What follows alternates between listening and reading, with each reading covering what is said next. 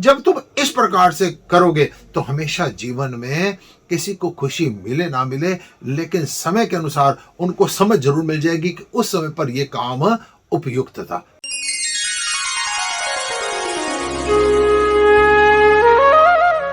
नमस्कार स्वामी जी।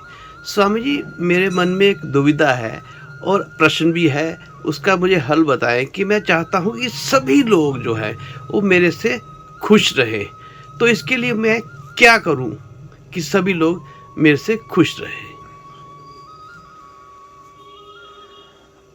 बात ऐसे है कि सभी लोग मेरे से खुश रहें। जिंदगी में जब जब तुम ये चाहोगे ना कि सारी दुनिया मेरे से खुश रहे, तो याद रखना बेटा, बल्कि आप दुखी रहेंगे, आप परेशान रहेंगे। सारा संसार एक समय में किसी से खुश नहीं रह सकता है। तुम सारे संसार को कभी भी खुश नहीं कर सकते हो। जीवन में किसी को खुश करने के लिए काम मत करो। जीवन में काम वो करो जो नीति कहती है, जो कर्तव्य कहता है, जो समय की आवश्यकता कहती है, जो बिल्कुल ठीक काम है वो करो। अगर किसी को खुश करने के लिए काम करोगे तो अवश्य है उससे कोई ना कोई नाराज होगा। और जिसको खुश करने के लिए आप काम कर रहे हैं वो जरूरी नहीं कि वो खुश हो। जो मर्जी आप कर लो, अगर किसी को खुश करने के लिए किया जा रहा है, हर काम के अंदर कोई ना कोई बुराई उसमें से निकाल देगा। अतः ये आपके मन में होना चाहिए कि कभी मेरी जवाबदेही हो तो मैं उसको अपना स्पष्ट तरीका बता सकूं।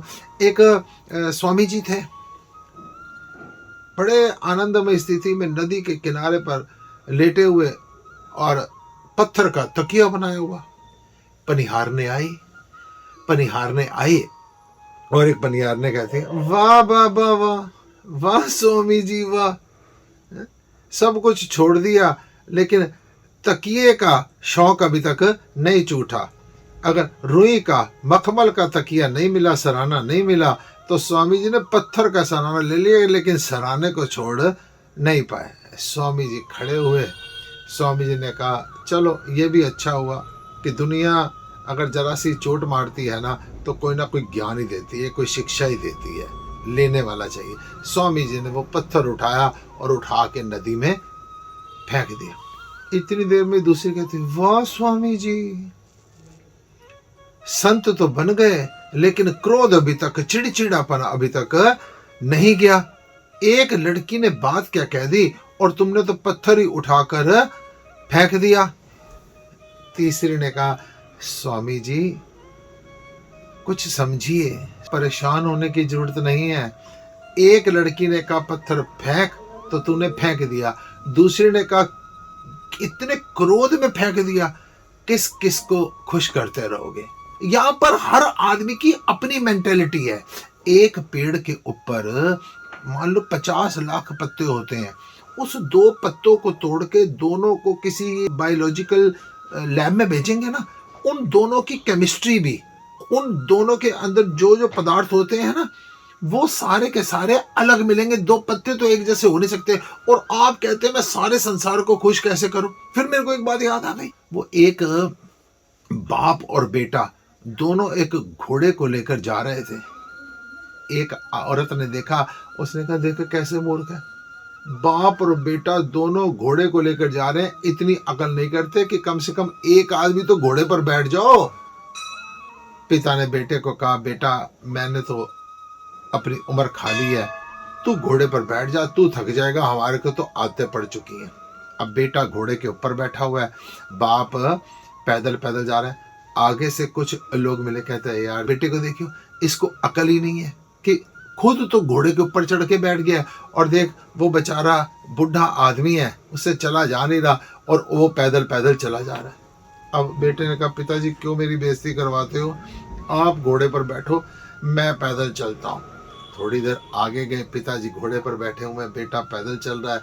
एक आदमी निकला, कहता है अरे बुढ़े, अरे कुछ तो शर्म कर ले, उस बच्चे को देख, जरा से बच्चे को, उससे चला जा नहीं रहा। लोग मर जाते हैं कि बच्चों को सुख मिले, हमारी कोई चिंता नहीं, और तू देख। उसने कहा क्या करें, अब उसने कहा बेटा तू भी आजा, पीछे बैठ जा। अब बाप और बेटा दोनों घोड़े पर बैठ गए और आगे जा रहे। तो आगे से एक आदमी मिला, वो क्या कहते देखना कैसे मूर्ख है, अरे इस बेजुबान घोड़े के ऊपर तो तरस कर लो, दो आदमी तुम घोड़े पर चढ़कर बैठ गए हो, कम से कम एक ही बैठ लेते, एक तो पैदल चल सकता था। अब बाप और बेटा दोनों नीचे उतरे। उन्होंने क्या करें, उन्होंने कहा घोड़े को ही कंधे पर उठा लो अब तुम। अब दोनों ने घोड़े को ही कंधे पर उठा लिया। दोनों ने घोड़े को कंधे पर उठा लिया। जा रहे थे, लोगों ने कहा कैसे बेवकूफ है, घोड़े को कंधे पर उठा के जा रहे हैं। अरे मूर्खो, कोई एक इस पर बैठ जाओ या घोड़े को खाली ले जाओ, कंधे पर उठा। इस संसार में अगर तुम कहो ना सारे संसार को मैं खुश कर दो, तो कभी भी खुश। कोरोना काल में हमने राशन बांट रहे थे, तो लोगों ने क्या कहा, लोगों ने कहा अरे स्वामी जी, इन जिनको राशन बांट रहे हो ना, इन सब के घर भर चुके हैं, ये लोग आपको ये खा रहे हैं। हम एक बहुत बड़ा हेल्थ चेकअप कैंप लगाया। एक औरत की बात कान में पड़ी कि इतना काम नहीं करते लोग जितना प्रचार करते हैं। हमने अगला चेकअप कैंप लगाया, तो हमने कहा इस बार प्रचार मत करो, कि वैसे कैंप लगा देते हैं। वही औरत आई, स्वामी जी कैंप शैंप नहीं लगा रहे। हमने कहा अगली 26 तारीख को कैंप लगा रहे। कहते प्रचार तो किया नहीं, जब तक प्रचार ही नहीं करोगे तो लोग पेशेंट आप तक पहुंचे।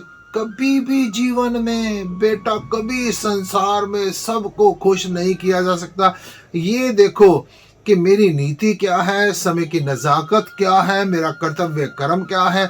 जब तुम इस प्रकार से करोगे तो हमेशा जीवन में किसी को खुशी मिले ना मिले, लेकिन समय के अनुसार उनको समझ जरूर मिल जाएगी कि उस समय पर यह काम उपयुक्त था। सबको खुश करने के लिए काम मत कीजिए, नीति के अनुसार अपने आप की संतुष्टि के लिए, अपने मन की शांति के लिए, अपनी आत्मा को जवाब देने के लिए आप कर्म कीजिए। ओम नमः।